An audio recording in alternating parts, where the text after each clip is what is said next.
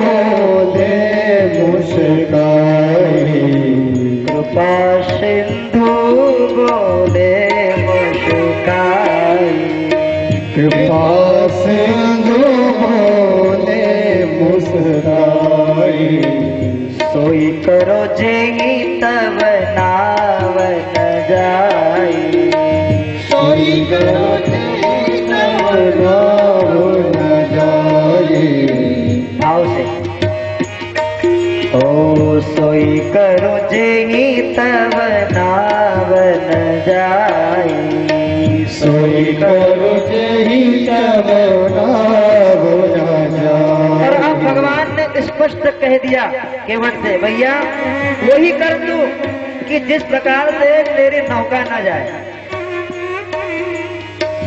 चरण दो, हमको जाना है, अब बहुत विलंब हो रहा है। और भगवान ने कहा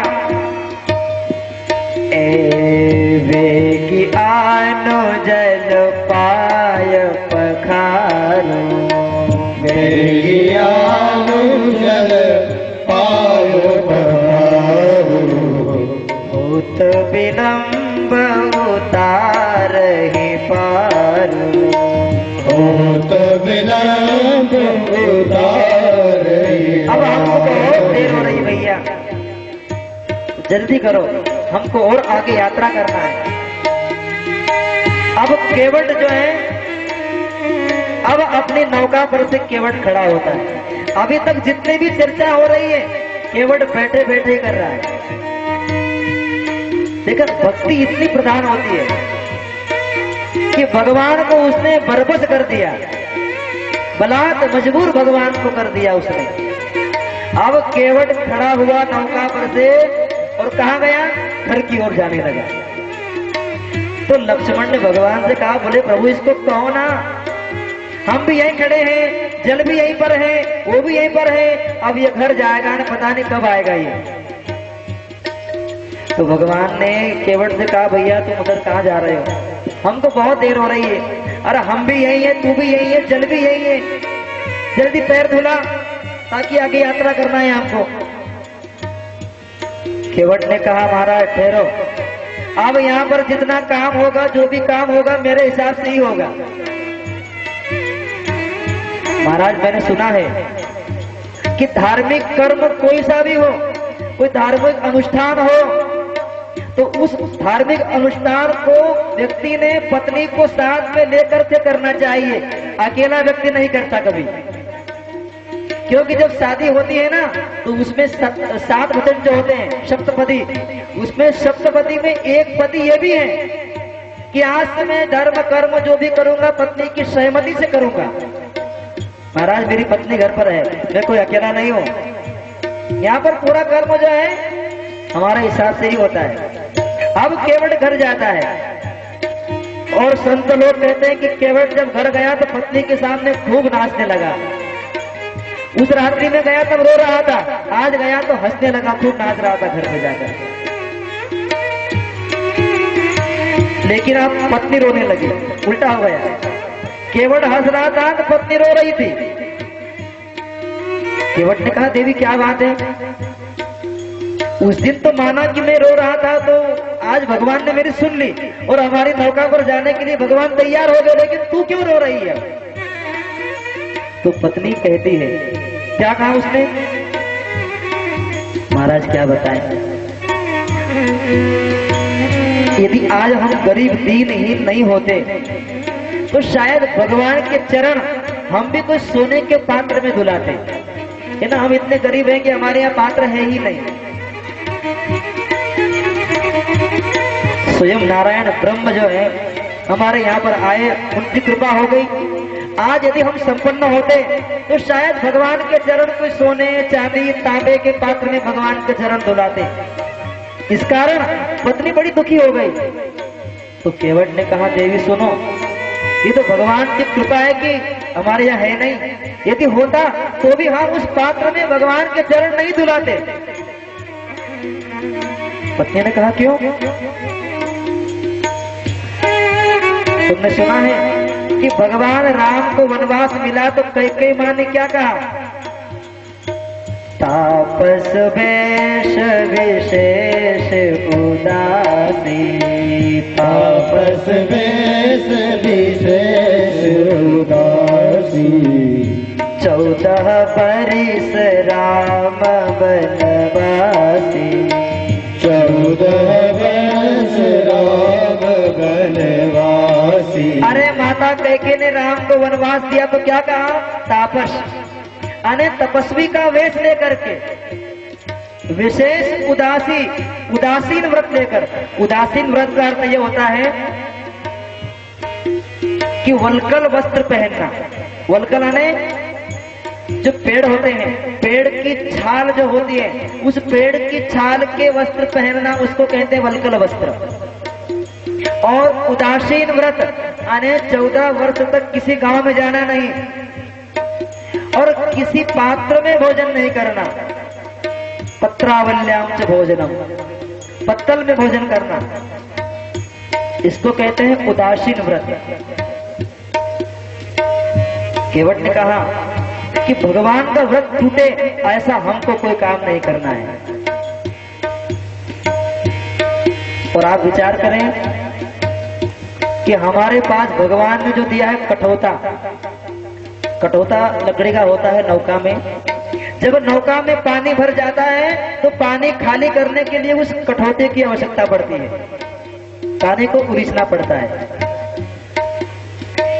यदि हम उस कठौते में भगवान के चरण नहीं धुलाएंगे तो कल वो कठौता हमसे फरियाद करेगा कि देखो कैसे लोग हैं ये, जब नौका में पानी भर जाता है तो इसको बचाने का काम मैं करता हूं। आज भगवान आए तो मुझको वंचित कर दिया इन्होंने, मुझे हटा दिया। हम ऐसा नहीं करेंगे, भगवान के चरण धुलाएंगे उस लकड़ी के पात्र में, ताकि भगवान को व्रत भी ना टूटे और उसके मन की इच्छा पूर्ण हो जाए। दूसरा कारण, तांबा, पीतल, सोना, चांदी, ये पात्र ऐसे होते हैं कि इनमें एक बार चरण धुला दो और उनको साफ करो कि साफ हो जाते हैं, है ना। लकड़ी जो होती है, लकड़ी क्या होती है? लकड़ी में भगवान के चरण धुलाएंगे तो लकड़ी गीली रहती है, लकड़ी पानी सोख लेती है और उसके बाद भगवान के चरण धोने के बाद लकड़ी गिरी रहेगी तो हम उसमें रोज आटा गूंद करके रोज हम गंगा जल से भगवान के चरणों का चरणामृत लेकर के रोटी बनाएंगे, भगवान को भोग लगाएंगे तो रोज प्रसाद हमको मिलेगा, है ना। बर्तन तो एक बार साफ किया कि समाप्त काम, लकड़ी गीली रहती है, उसमें रोज हम आटा गूंद करके भोजन खाएंगे ताकि हमारा मन जो है पवित्र रहेगा, मन बिगड़ेगा नहीं हमारा। केवट पत्नी को साथ में लेकर के आता है और क्या किया केवट ने? उस कठौते में जल लिया उसने। भगवान ने केवट से क्या कहा? फेंकी आने जल पाय पखारो,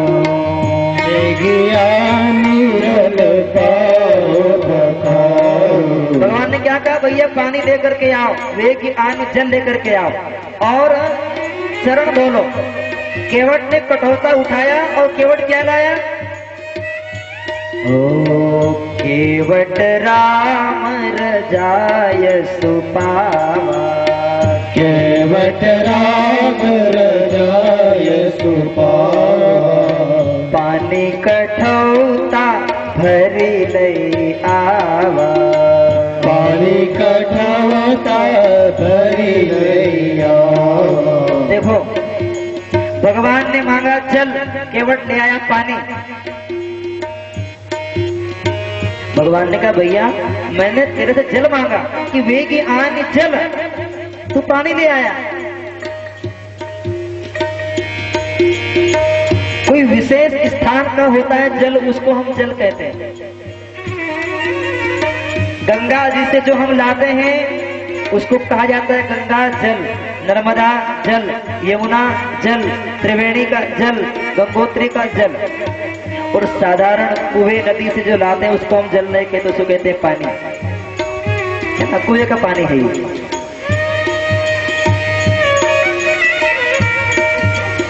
केवट ने कहा महाराज एक बात बताओ, ये गंगा तो आप जैसे बड़े लोगों के लिए है ना, हमारे साधारण लोगों के लिए तो ये जल ही है, पानी ही है, जल नहीं है।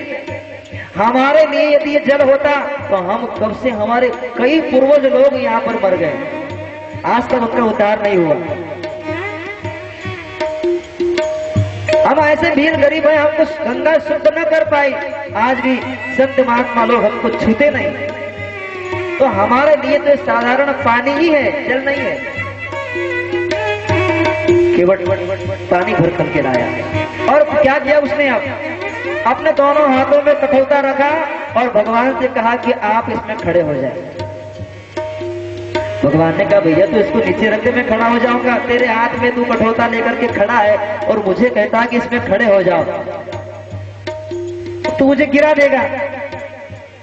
केवट ने कहा नहीं महाराज, जैसा भी करूंगा मेरे हिसाब से होगा। यहाँ पर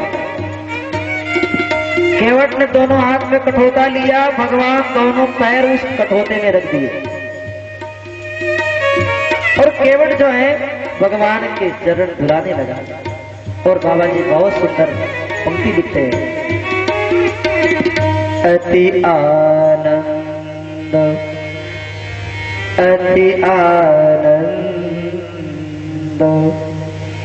उमगी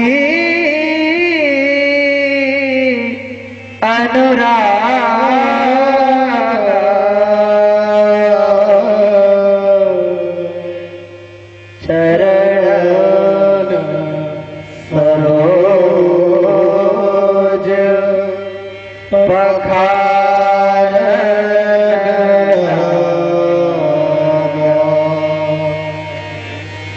चरण सरोज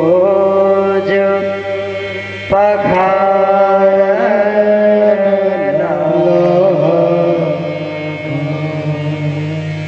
वर्षि सुमन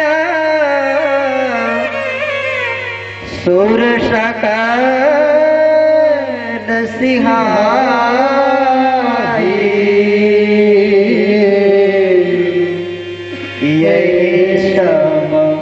पुण्य पुंज को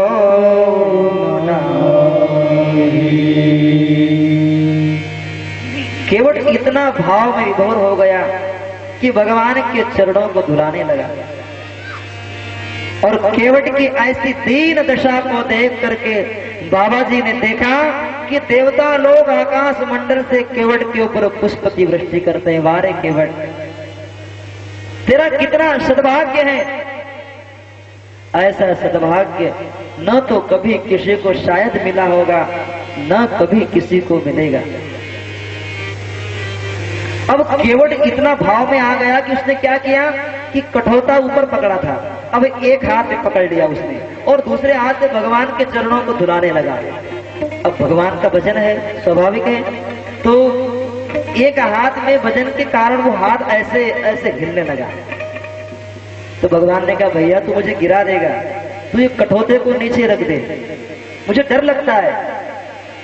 तो फिर केवट ने भगवान से कहा प्रभु आपको डर लगता है? बोले हाँ। बोले एक काम करो कि आप अपना हाथ मेरे सिर पर रख दो। अब भगवान जिसके सिर पर हाथ रख दे उसका क्या कहना, उसका भगवान ने आज तक कभी किसी के सर पर हाथ नहीं रखा। एक भक्त हुआ केवल प्रहलाद को भगवान ने गोदी में बिठाया था। प्रहलाद के अलावा भगवान ने कभी किसी को नहीं बिठाया। और प्रहलाद ने भगवान से कहा कि प्रभु आज आपने सब कुछ बहुत बड़ी कृपा कर दिया है। तो भगवान ने कहा भैया क्या किया मैंने, अभी तो कुछ तूने मांगा ही नहीं मुझसे। बोले नहीं प्रभु, मुझे ये बताओ कि जिस प्रकार आपने मुझे गोदी में बैठाया, आपकी गोदी में आज तक ब्रह्मा बैठे? बोले नहीं। भगवान महादेव बैठे? बोले नहीं। अरे इनको तो छोड़ो, आपकी पत्नी लक्ष्मी आज तक बैठी? बोले उसको मैंने आज तक नहीं बैठाया। तो ये कृपा नहीं तो क्या है? भगवान जिसके सिर पर हाथ रख दे उसका क्या कहना। तो लक्ष्मण ने कहा महाराज इसके सिर पर हाथ रख दो ताकि इसकी जो खराब बुद्धि है ना ये सही हो जाएगी। केवट ने कहा लक्ष्मण भैया तुम नहीं जानते, वैसे तो मेरी बुद्धि शुद्ध है, लेकिन भगवान का हाथ रखा जाएगा ना तो वो निर्मल हो जाएगी। भगवान ने एक हाथ अपना केवट के मस्तक पर रखा और सारे देवता लोग केवट की बहुत प्रशंसा करने लगे। पद पखारी जलपान किया और आप सहित परिवार, पितर पार करि प्रभु ही पुनि, मुदित गय होले पार। अब केवट ने क्या किया, भगवान के चरण धो लिए। अब जितने भी लोग जो थे पूरे नगर के, सबको कहा कि सभी लोग एक लाइन से खड़े हो जाओ। सब सारे भील पत्नी बच्चे सब लाइन से खड़े हो गए। यदि लाइन से खड़े रहेंगे तो सबको प्रसाद मिलेगा चरणामृत भगवान का। अब केवट ने कटोता उठाया और एक पत्ते का दोना बनाया और उस पत्ते के दोने से सबको भगवान का चरणामृत देने लगा। जानकी ने लक्ष्मण से कहा कि भैया हम भी लाइन में लग जाएं क्या, वरना प्रसाद नहीं मिलेगा। तो लक्ष्मण थोड़ा अहंकारी है, बोले नहीं हम राजघराने के हैं, ये भी लोग हैं, इनकी लाइन में हम थोड़ी शोभा देते हैं। तो जानकी ने कहा कि लाइन में यदि नहीं लगेंगे तो प्रसाद मिलने वाला नहीं है, आज प्रसाद से हम वंचित रह जाएंगे। अब केवट ने सबको प्रसाद देने लगा। अकाल मृत्यु हरणम सर्वव्याधि विनाशनम विष्णोर पादोदकं पित्वा पुनर्जन्म न विद्यते। सारे नगरवासी आज धन्य धन्य हो गए, कृत्य कृत्य हो गए। जय जय वल्लभ विठ्ठल गिरधारी, सारे नगर में आनंद छा गया और बाबा जी सबको देखते हुए बहुत सुंदर दिख गए।